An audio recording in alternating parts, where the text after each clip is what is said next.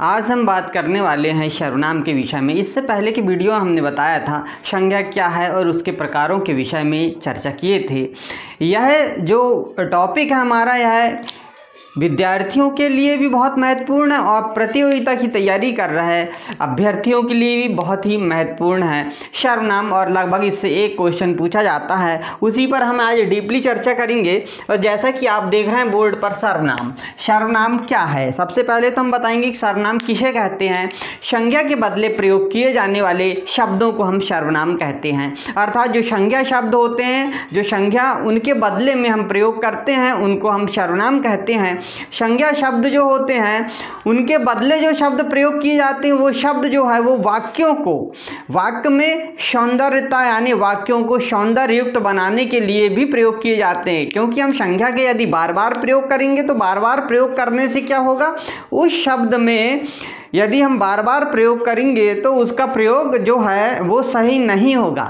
समझ में आया कि नहीं आया?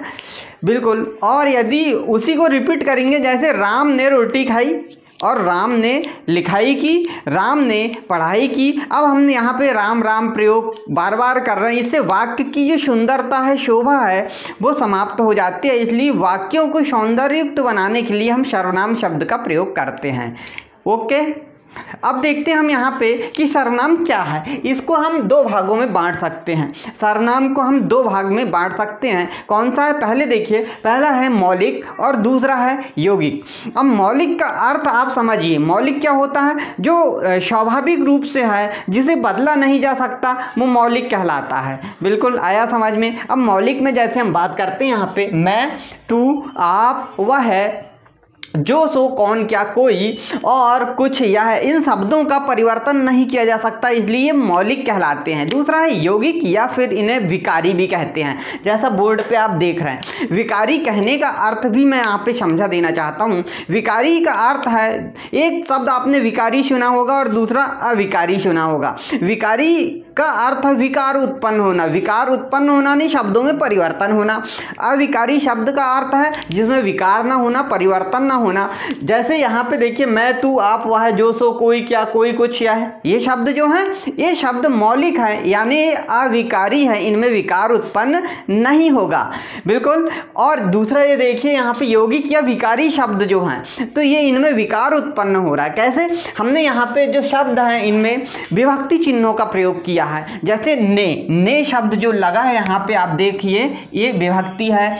एक शब्द को लगा है, ये शब्द जो लगे हैं इनसे आप समझते हैं ये विकारी यानी विकार उत्पन्न हुआ है। जैसे यहाँ पे देखिए, मैं और इसका मैंने, मुझे, मुझको, हमें, हम, मेरे, मेरी, ये शब्द जो है ये विकारी है क्योंकि इनमें विभक्ति शब्द जो विभक्ति चिन्ह का प्रयोग हो गया है, इसलिए इनका रूप परिवर्तित हो गया। इसलिए सर्वनाम को हमने दो भागों में बांटा है, एक मौलिक और दूसरा जो है वो विकारी या यौगिक। आते सीधे और ले चलते हैं आपको हम यहाँ पे सर्वनाम के जो प्रकार हैं उन प्रकारों को हम समझाएंगे। और सर्वनाम जो होते हैं वो 6 प्रकार के होते हैं, जैसे आप बोर्ड पर देख रहे हैं, हमने लिखा है यहाँ पर। पहला यहाँ देखिए पुरुषवाचक सर्वनाम, दूसरा है निजवाचक सर्वनाम, तीसरा है यहाँ पे निश्चयवाचक सर्वनाम, चौथा है अनिश्चयवाचक सर्वनाम, पांचवा है प्रश्नवाचक और छठवां है संबंधवाचक। अब देखिए याद रखने के लिए पुरुषवाचक, निजवाचक, पुरुषवाचक, निजवाचक, इसके बाद में निश्चय का विपरीत अनिश्चय, प्रश्नवाचक और संबंधवाचक, ऐसा हम याद रख सकते हैं। इस प्रकार से 6 हैं। सबसे पहला जो है सर्वनाम, उसकी हम बात करेंगे और पहला है पुरुषवाचक सर्वनाम। यहाँ पे लेते हैं और बोर्ड पे आपको हम समझाने जा रहे हैं। पहला पुरुषवाचक सर्वनाम। और जो पुरुषवाचक जो सर्वनाम है वह सर्वनाम के भी प्रकार होते हैं। वो कितने प्रकार हैं यहाँ पे हम आपको बता रहे हैं। वह 3 प्रकार के होते हैं पुरुषवाचक सर्वनाम। और इन पुरुषवाचक सर्वनाम को आपने देखा होगा, ये पहला है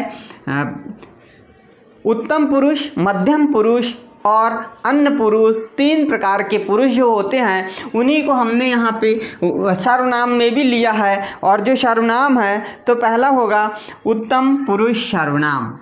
पहला है उत्तम पुरुष सर्वनाम। दूसरा हो जाएगा यहाँ पे मध्यम पुरुष सर्वनाम। और तीसरा है यहाँ पर अन्य पुरुष सर्वनाम। अब यहाँ पे 3 सर्वनाम की हम बात कर रहे हैं और इन्हीं को हम समझाएंगे। सबसे पहले हम आपको बता देना चाहते हैं कि उत्तम पुरुष क्या है।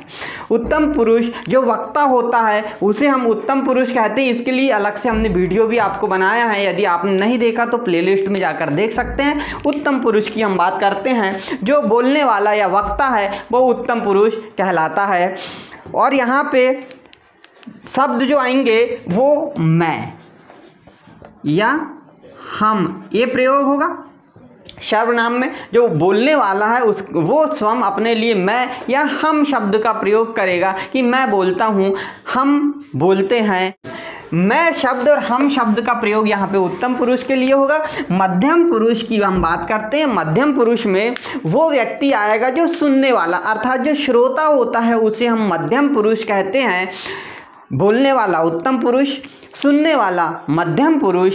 और मध्यम पुरुष में जो सुनेगा उसे हम क्या बोलेंगे, आप समझ सकते हैं। उसे बोलेंगे कि जो तू, तुम, ये शब्द का हम यहाँ पे प्रयोग करते हैं। यहाँ मध्यम पुरुष में सुनने वाला कौन होगा, जो सामने बैठा है, तू, तुम, ये शब्द जो होंगे वो क्या होंगे, मध्यम पुरुष सर्वनाम कहलाएंगे।